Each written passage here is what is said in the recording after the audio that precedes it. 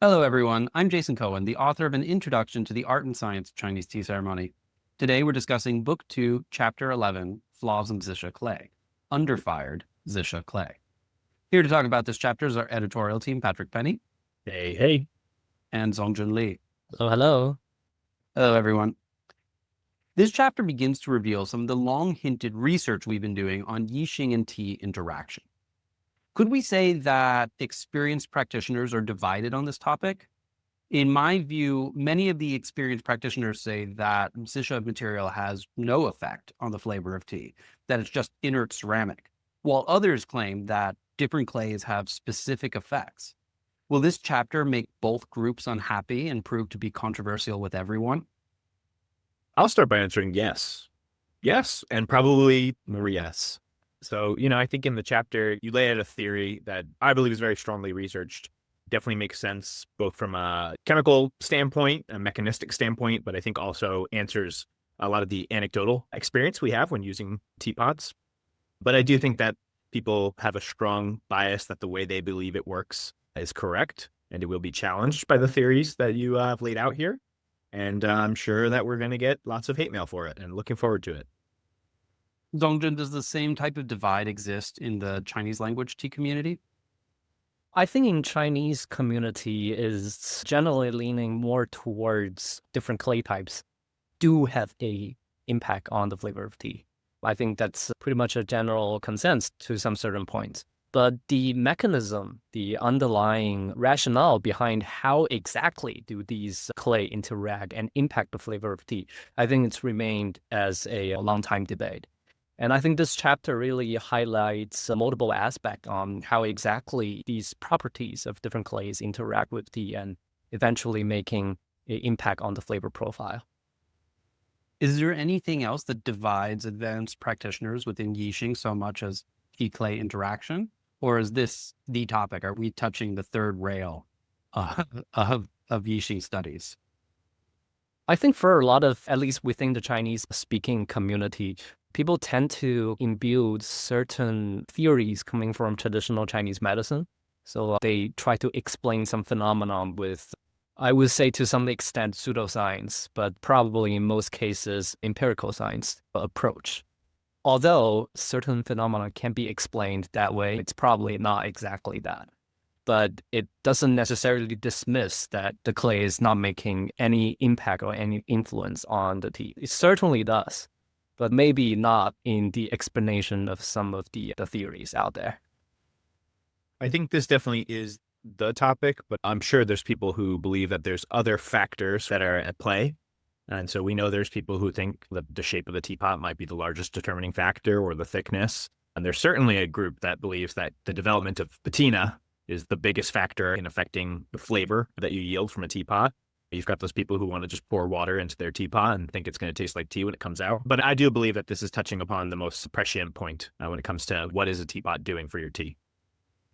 Are there merchant myths that feed this divide? It's almost comedic, right? That Yixings are prized and precious and sought after and collected and shaped the entire practice of tea. And yet we're sitting here in 2025 arguing about whether or not they have an effect. So how much of this is caused by the hyperreal and merchant myths, and how much of this is just a poor understanding or the level of understanding that's required in order to theorize about a causal mechanism for tea clay interaction? I think it can be both, right? Like I think just because there is an underlying rationale for something, you don't need to understand that to use it. And I think there's plenty of people who are happy to just buy teapots and use them because they're fun and they're pretty, and whether or not they do anything for their tea, I don't think those people care. So the mechanistic understanding is great for those of us who want to understand that. I do think that there's also tons of merchant myths that have been perpetuated because it would be pretty hard to sell more and more teapots to the same consumers if they want something different every time, right? Like, I don't think I would have the number of teapots I had if I didn't think that a Zuni and a Juni were going to have a slightly different effect with slightly different teas. I'm not as much of an aesthetic teapot user. And so for me, I probably would own less teapots if I thought that there was going to be no difference between any of the clays. And to some extent, or in some areas, it might be just from total ignorance or a lack of knowledge. from the merchant side or the community side. It's not necessarily a myth created intentionally. For example, people keep talking about how underfired Zisha tend to generate tuhei. And the theory within the Chinese community largely believes that it's because all of these microchannels that's forming within the teapot body because of underfiring and making the teapot almost like a sponge, and all of the organic matter is slowly leaking from inside to outside. We know it's not true, right? Like it's really because of the coarser surface creating a larger adsorption that traps a lot of organic matters on the surface of the teapot. Both theory explains the phenomenon. Honestly, one way or another, it doesn't necessarily do any harm. With research, we are here really trying to figure out exactly what's going on. I think the myths could do harm to some people's wallets. And then also, as people start to believe these myths and get deeper and deeper down the rabbit hole of tea, you also often have those people the most loudly perpetuating those myths or continuing to perpetuate those myths.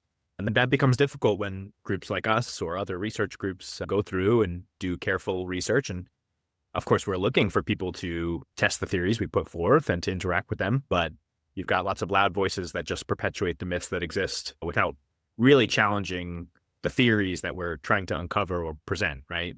That is true. That is true. Justifying flaws is one of the common intention of creating this. On that note, this is a chapter about flaws in Yixing clay, specifically underfired Yixing clay. Can you define underfired for our listeners?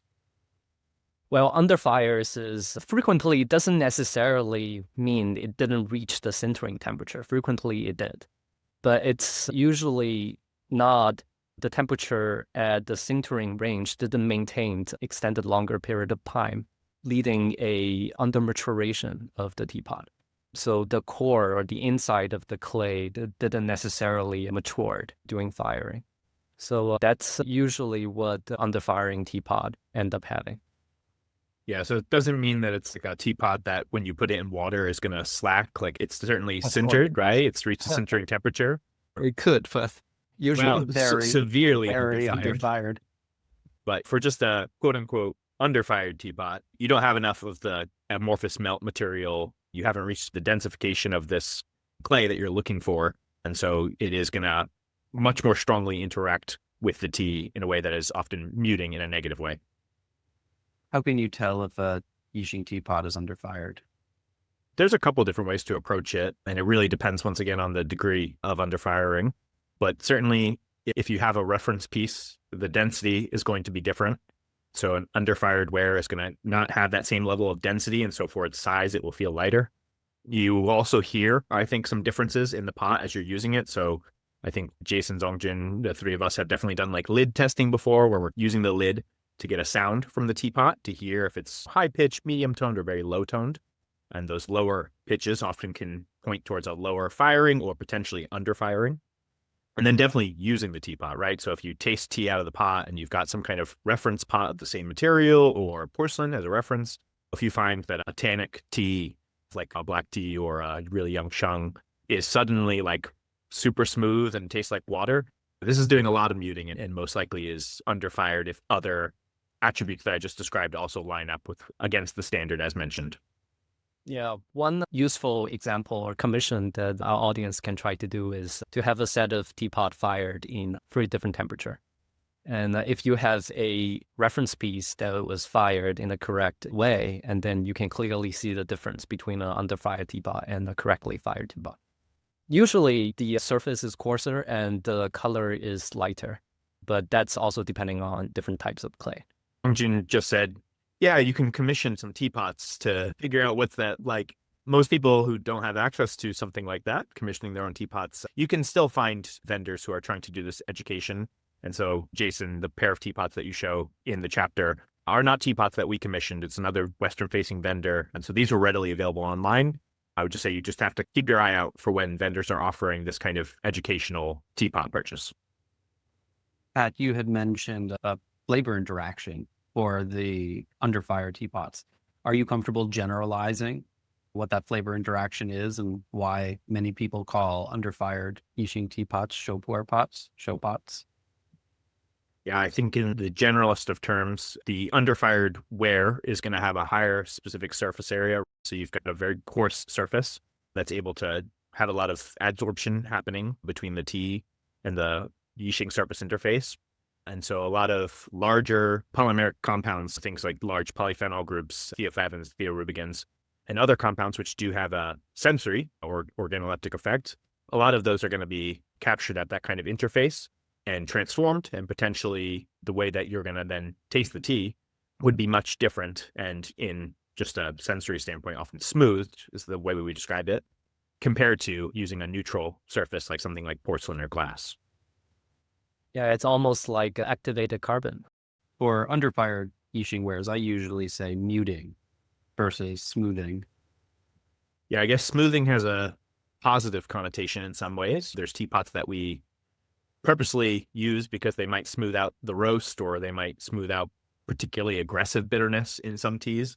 But in this case, when we're talking about muting, it's really like you were looking for a degree of flavor, or that flavor intensity is at a certain level. And if you utilize this pot or these pots that are underfired, a lot of the flavor and flavor intensity you normally look for in like a reference tea is going to be gone. But for show pour, you tend not to drink it usually in a connoisseur way. So Even that, it's just that the flavor isn't always the most important thing, right? yeah, yeah. I love my chunpi show pour. And sometimes some pour can be a little dank. So some level of muting effect will certainly help the other pour to be more drinkable. I mean, the Hello Kitty teapot is fine for the chunpi pour as well.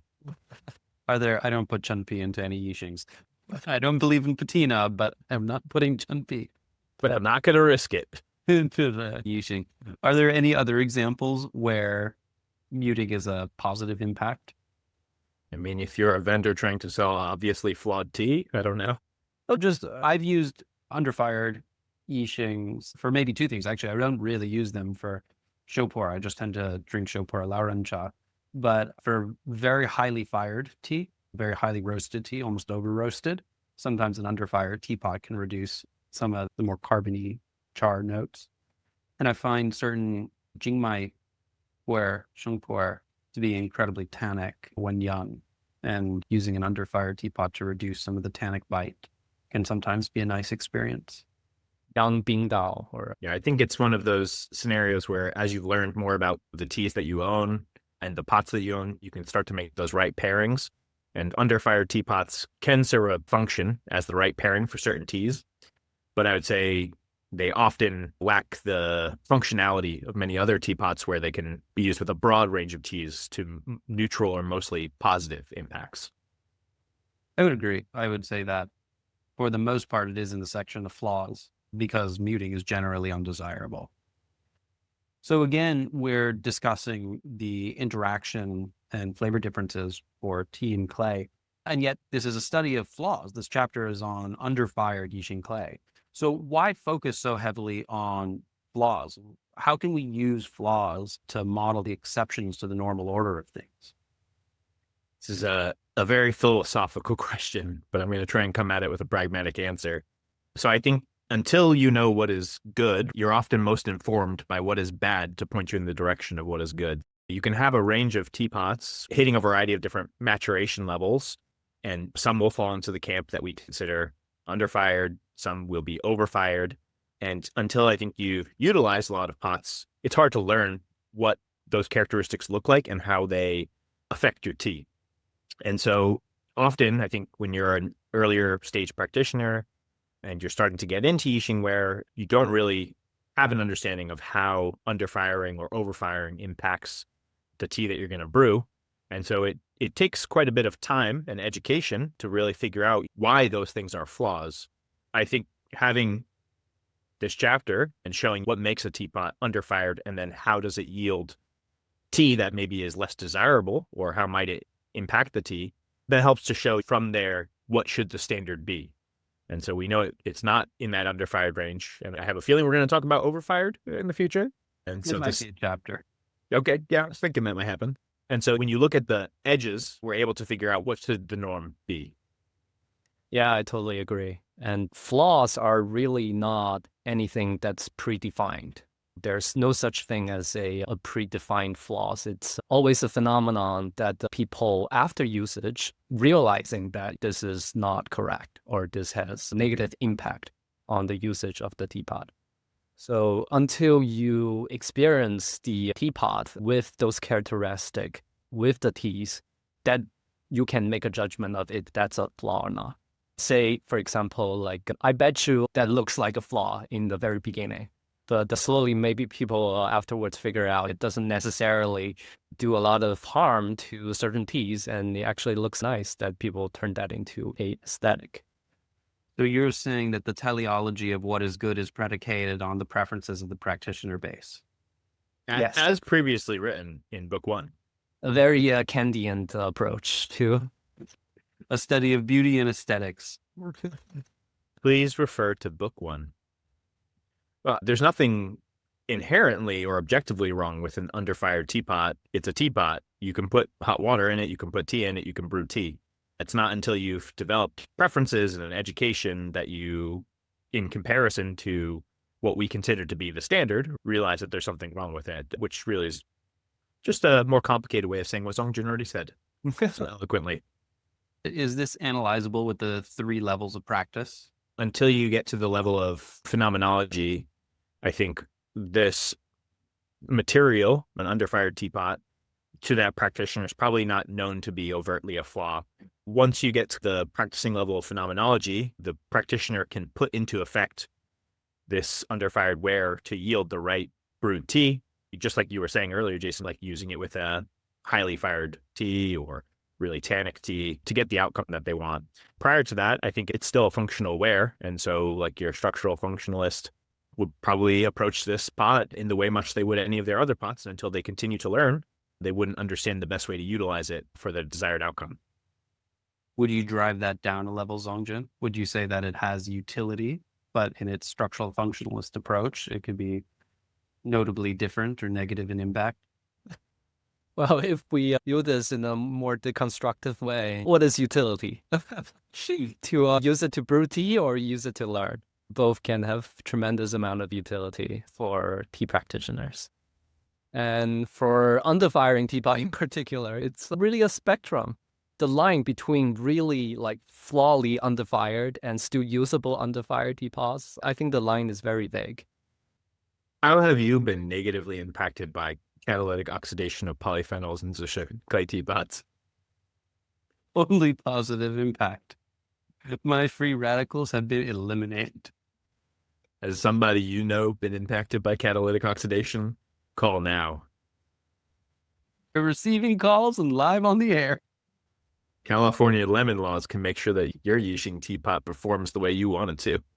Drive-by Gong Fu. How does the study of cleaning products relate to Yixing teapots?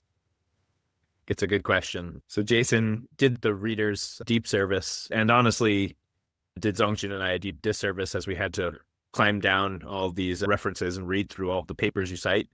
But you cited a paper in here where basically there is a ferric oxide or iron ion interaction that is being studied in one specific cleaner production paper.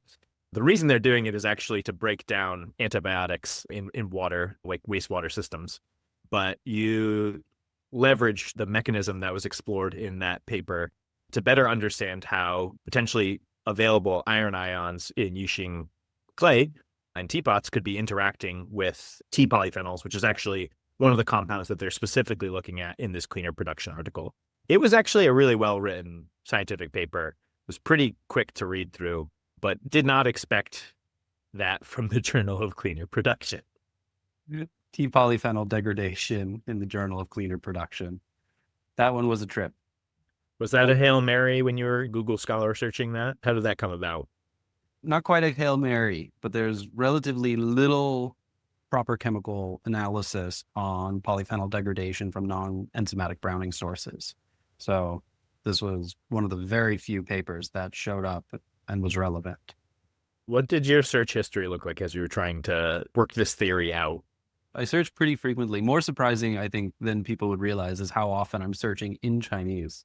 Google Scholar is, of course, a great reference, but then the ability to go into the papers that The papers that immediately come up in a search site is often where a lot of the best knowledge and information lies. So finding a paper that's barely relevant, but cites information that might be relevant, then following that citation trail. And sometimes that leads into dead ends. Luckily, very frequently in the papers published in China, those frequently cite papers that are published in English in the United States. So my search history is quite erratic. The way to actually find these things, I find it to be very non-obvious. And I think we've gotten better at it over time. How do you leverage these citations and this citation inception, I'm going to call it, going through layer and layer of citation to try and disprove anything that you're trying to theorize? So how do you challenge your own thoughts? Cytogenesis. It cites something that was never written in the paper that was cited. That certainly exists. That certainly happens more frequently than you would hope in peer-reviewed academic publications. Yeah, the worst feeling is following a trail of thought or an idea down the line only to realize that it is absolutely disproving something that you're hoping for. So we've spoken before about textural effects, and actually most of this chapter started off as a study of surface texture interaction and surface textures of ceramics catalyzing oxidative or other types of reactions, nucleation point studies. And it turned out that there was very little of it, and that the mechanism of the theory that we had started to develop and we were discussing was likely to be wrong. And so over the course of weeks and months and years of doing this and pulling papers and having my own file structure for all of the research, I was able to see that actually it was unlikely to be the predominant effect, and that the interactions with polyphenols was much more complicated than I was aware of. Things like dimerization, things like the hollow holes in polyphenol chains, capturing aromatic compounds. That was just not front of mind in my mental framework, thinking about solids in tea or potential aromatics in tea sticking to the surface of a Yixing teapot and undergoing that sort of change. So I started that sentence by saying this is some of the worst feelings, realizing that something that you had thought correct was going to be disproved. But it's a great feeling when it's replaced by something that you have evidence for, which you don't always get so lucky on.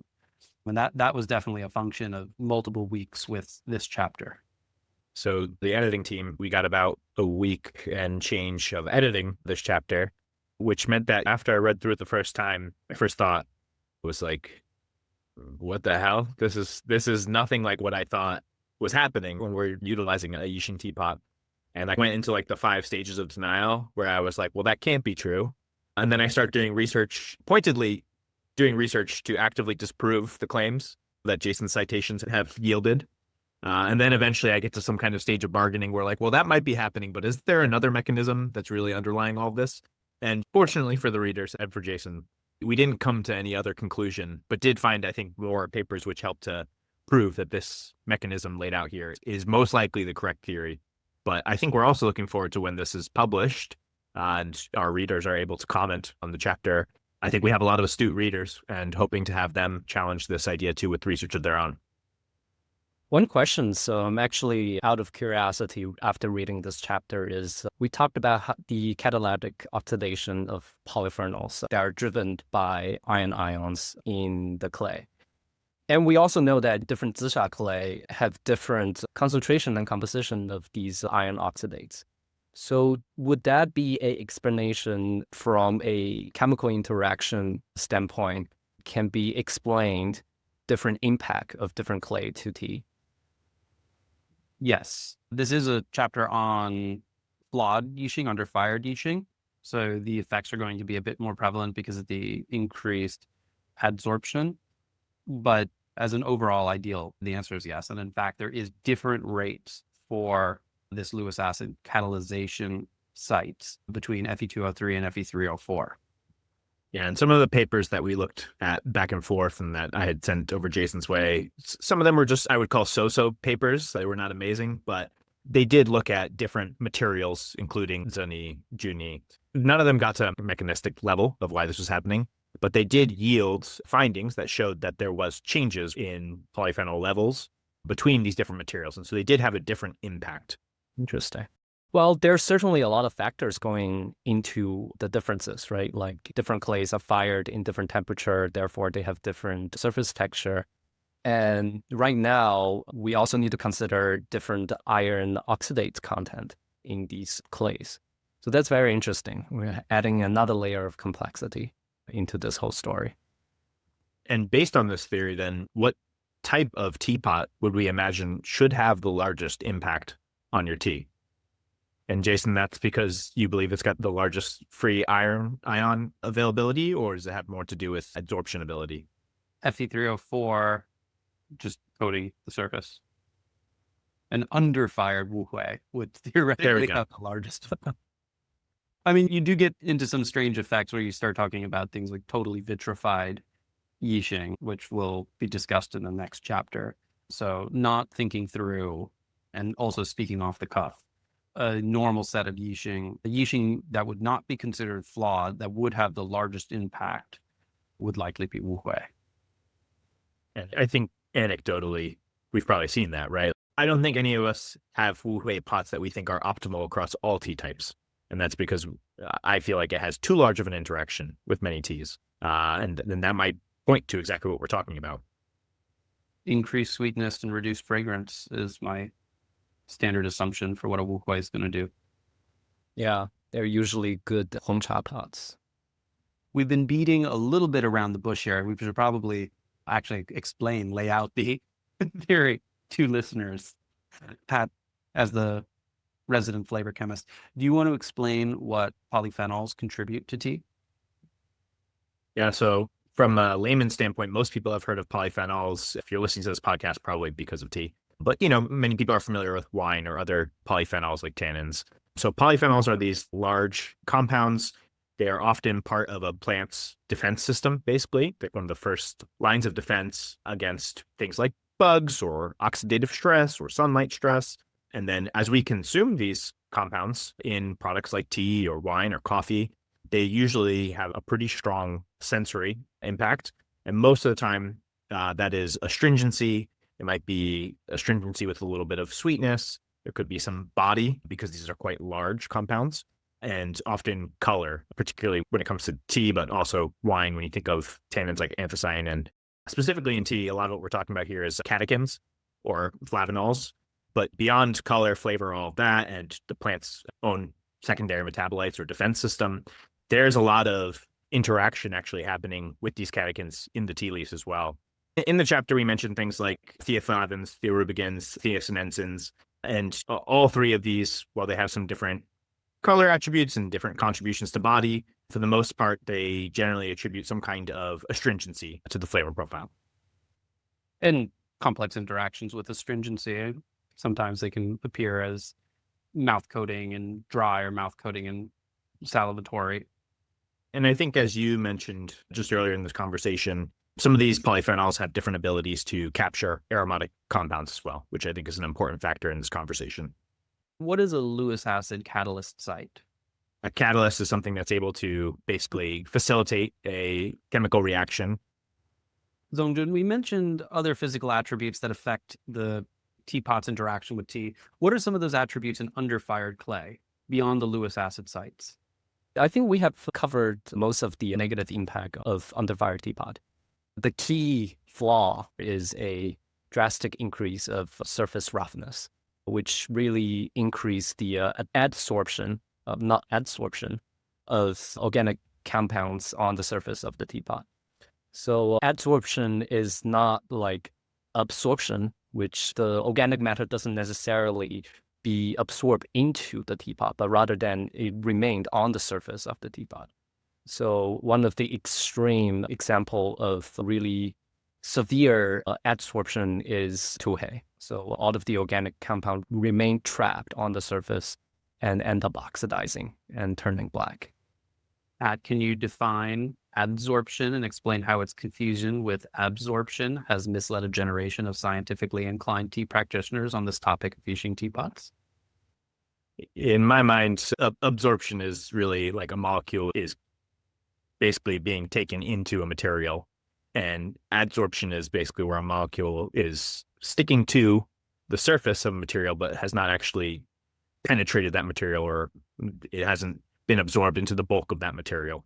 So this difference between adsorption and absorption really, I think, explains the difference between what Zongjin has mentioned in the past of the way that many tea practitioners in China believe Yixing teapots are working. And so there's this thought that microchannels are able to absorb the tea liquid and the tea material, and then the teapot is soaking up, right? Absorbing this tea liquid that it can then give out. But adsorption is where there might be volatile or non-volatile compounds. In this chapter, we discuss extensively polyphenols that are sticking to the surface of the Yixing material, depending on the surface roughness. They are able to have a pretty complex organic chemistry interactions with that material, depending on what, in the case of Yixing, what maybe ions the material is interacting with. But in the case of other glazes, the different ion composition will change what chemistry is going to occur. And then that compound is changed, but it is not maintained in the material like the Yixing. When you pour out the tea, those different complexes and different chemical compounds that have changed from the adsorption are then going to move into your teacup. My penultimate question: why is the topic of tea and clay interaction so understudied?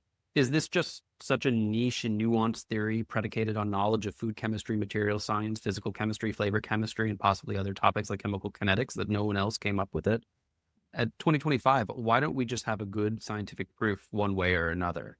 On vendors' end, it's probably very conveniently understudied. Like a lot of these flaws, you don't necessarily want people to really understand the underlying mechanism of all that. Oh, but I do. Oh, you do. Yes, Jason does. But after paying all these monies and buying all these teapots, you don't necessarily want to fund another research to eventually tell you that half of your collection is flawed. So I think that's probably one of the reasons why we don't quite see all of this information being widely talked about. Yeah, I don't even think it has to do with flaws or has to do with merchants so much as just, Jason, I think your question already points out, it's such a specific intersection of so many different disciplines. And just thinking about the way that most research organizations, specifically school-based research like universities, are laid out, this is just such a intersectional study that the only place I could imagine this kind of work being done would be a university that is based around near Yixing, right? Like, there is some of this research being done in China, which we were able to leverage to then come up with our mechanism, but nothing so specific that it was already out there that we could point to it. So I think research is being done on Yixing, but maybe not by practitioners like ourselves and like other tea practitioners who are trying to understand this mechanism. And so the people who are asking the questions and have the resources to do these kind of tests to figure it out, they might not be practitioners who have the education to really hone the hypothesis that we're all looking to have answered.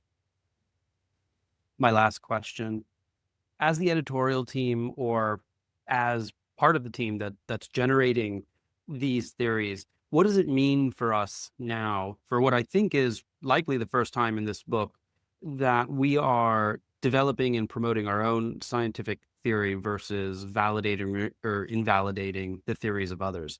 How do we know that we are publishing good science? We talked about our process of validation and reading the research, but what evidence in our own experiences do we have that this is correct, both within tea and potentially outside of tea? Luckily, we have plenty of anecdotal experience using Yixing teapots, and I think seeing results that speak to some of what we've seen from the mechanism and seeing how the inputs of the mechanism are transformed and create compounds that do line up with our understanding of what we've tasted. So I think there's that.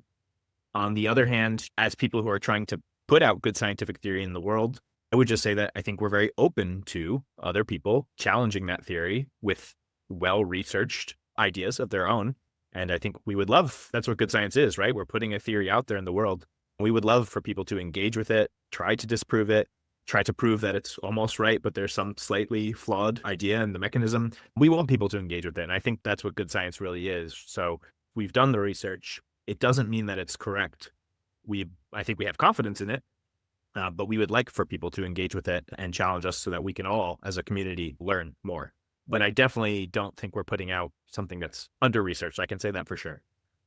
Yeah, until we invest and commissioned our own centrifugal machine to test out the effect of particles. I wouldn't say we can say for sure that we are certain that these theories are correct, but we have come to the conclusion with the scientific research and it matches with our own experience. And if it does not with you or with your own research, please do share with us. And we'd love to have a discussion and figure all of these interesting topics out together. I think that's where it's good science, is that we are not trying to just have a soundbite, and we're not trying to say that this is actually an immutable law of Yixing. All of us have studied science, and my background is science, but Jason, you did quite a lot of food science, and we're at university. We had a hypothesis. We have tested it. Until we have a lot more money, we won't be able to analytically test it the way we want, but we do plan to. But, we're putting a theory out there and hope that others will engage with it. We believe in the principles of peer review, and we humbly submit this to the tea community to test and debate. Well, everyone, that's all the time that we have for today. Thank you for joining us in this edition of Tea Technique Editorial Conversations.